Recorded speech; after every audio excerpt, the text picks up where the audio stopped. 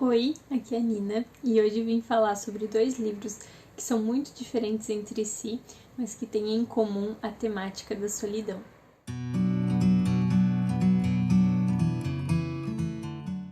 Eu gosto bastante de gravar esses vídeos que acabam comparando de alguma forma ou trazendo semelhanças e pontos em comum entre obras que não são exatamente parecidas, porque eu acho que é inevitável quando a gente lê, assiste, tem contato com alguma coisa, associar com outras coisas, né, outras experiências que a gente tem, então a minha cabeça funciona muito assim. E eu achei que foi uma ótima oportunidade para falar sobre esses dois livros que eu gostei muito, que eu li no último mês, que são O Voo da Guara Vermelha, da Maria Valéria Rezende, e Eu Sou a Lenda, do Richard Matheson. Então eu vou começar falando um pouquinho sobre O Voo da Guara Vermelha, esse livro incrível, sensacional, de uma delicadeza ímpar. Tá aqui o meu exemplar. É um livro bem curto, acho que ele tem pouco mais que 150 páginas. E nós vamos acompanhar aqui dois personagens principais, que são a Irene e o Rosário.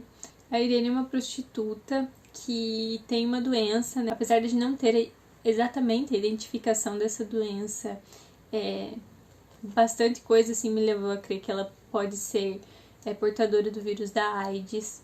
E ela leva essa vida, né, em que ela sente muita fraqueza, mas ao mesmo tempo ela tem ali que cuidar de outras pessoas, né? Ela tem pessoas que dependem desse dinheiro que ela ganha para sobreviver, mas é uma vida de muita solidão e eu acho que é aquela solidão da miséria, uma solidão que vai muito além do estar sozinho fisicamente, mas de você não se sentir parte. E o caminho dela acaba de alguma maneira se cruzando com o do Rosário, que é um trabalhador ali, né, de mina, de construção, cujo único bem, né, a única coisa importante para ele que ele carrega são alguns livros que ele tem e que ele não sabe ler, né?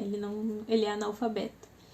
Então o caminho desses dois personagens acaba se cruzando e eles vão encontrar um no outro muito mais do que uma relação, né? Eles vão encontrar uma pessoa capaz de escutá-los e de fornecer aquilo que mais falta, né?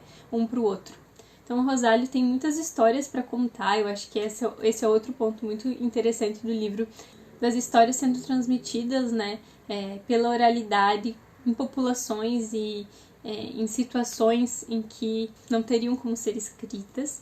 Então tem muita história interessantíssima aqui. Enquanto a Irene sabe ler. Então a Irene consegue muito mais do que contar para o Rosário o que é que está escrito naqueles livros que ele carrega consigo a vida toda, mas também ensiná-lo, né? E dar todo esse sentido para a vida dele. Então, só trazendo um trechinho, o primeiro trecho, na verdade, o início do Voo da Guara Vermelha, diz assim: das fomes e vontades do corpo há muitos jeitos de se cuidar, porque desde sempre, quase todo o viver é isso. Mas agora, crescentemente, é uma fome da alma que aperreia Rosário, lá dentro. Fome de palavras, de sentimentos e de gentes. Fome que é assim uma sozinheza inteira, um escuro no oco do peito, uma cegueira de olhos abertos.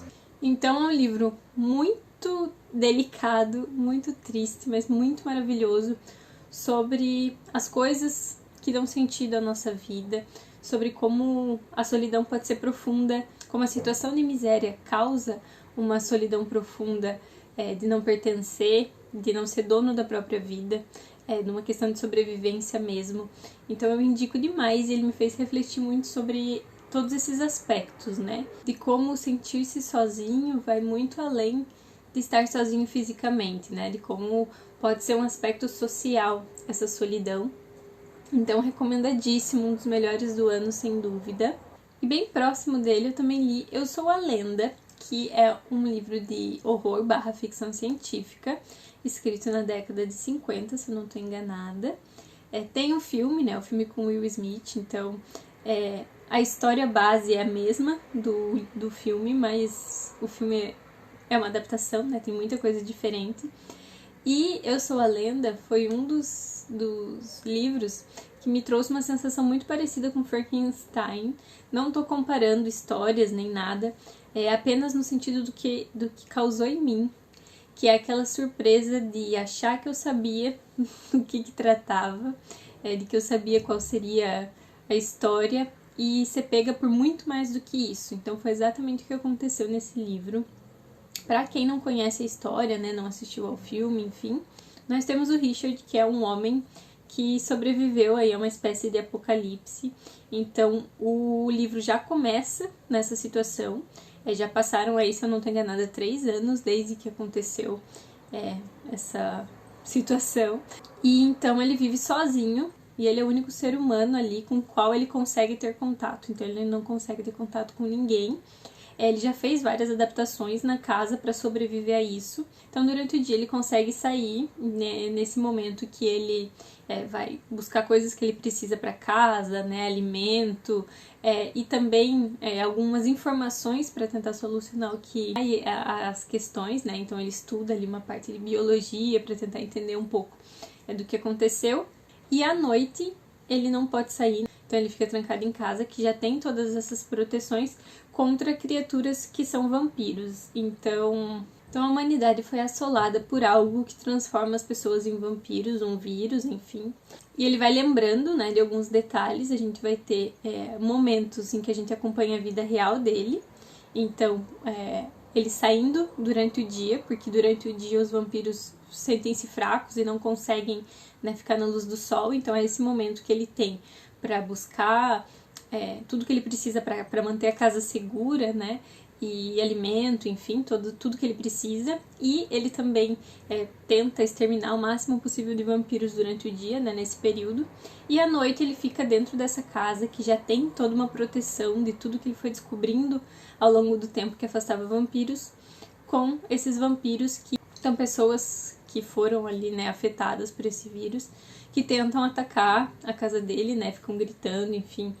Então ele vive essa vida que é uma profunda solidão e um sentimento muito intenso de não saber se ainda existe o que ele considerava uma vida, né. Então, com o tempo, a gente vai descobrindo um pouco mais sobre esse vírus, como surgiu, por que é que ele, né, não foi afetado, o que aconteceu com a família dele. Então a gente vai descobrindo um pouco mais sobre isso. E apesar de ser um livro de horror, né, porque a gente vai ter essa descrição aí das criaturas, dos ataques, a gente vai ter a ficção científica também. Então ele estuda bastante sobre isso para tentar criar aí um soro, mas a parte da interação humana, né, da interação com outros seres, na verdade, é o principal, assim. Ele não saber como que ele consegue sobreviver estando nessa situação de solidão profunda. É um livro que tem muita passagem incrível.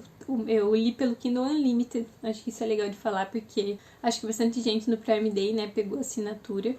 E o final, assim, pra mim, é 10 de 10. Eu amei. Apesar do início aí da trama, né, ser realmente parecida com o que a gente vai ter no filme também, o desenrolar é muito diferente. Então, se você não gosta do filme, não se preocupe, que o livro é muito diferente, vai focar em outras coisas. Eu vou ler um trechinho aqui para finalizar, né, que eu acho que mostra um pouco sobre o quanto a gente consegue ter de reflexão, mesmo sendo um livro de horror e de ficção científica. Então, com certeza, foi um livro que me surpreendeu demais. Esse trecho diz assim: mas as necessidades do vampiro são mais revoltantes que as de outros animais e as dos homens? Seus atos são mais ultrajantes que os de um pai que drena o espírito do filho? O vampiro talvez mantenha batimentos cardíacos acelerados e cultive cabelos bagunçados. Mas ele é pior que um pai que presenteia a sociedade com um filho neurótico que acaba por se tornar um político? Ele é pior que um industrial que tardiamente cria fundações com o dinheiro que conseguiu ao vender bombas e armas para nacionalistas suicidas? Ele é pior que o fabricante de bebidas que fornece produto feito com grãos degradados a fim de entorpecer ainda mais os cérebros daqueles que, sóbrios, já eram incapazes de um pensamento linear? Então, ele tem, assim, muita crítica e muita reflexão, muita coisa que a gente consegue pensar. Eu amei demais esse livro. Então foi esse o vídeo. Eu queria trazer essas 2 indicações que vão tratar do tema da solidão humana de formas muito diferentes, abordando aspectos muito diferentes da solidão, mas eu achei que seria legal trazer elas juntas e conseguir falar de 2 livros que eu gostei muito, apesar de muito diferentes. Se você já leu algum deles, comenta aqui comigo o que você acha, se você também gosta tanto quanto eu, e me indica outros livros que tragam aí o aspecto da solidão. A gente se vê no próximo!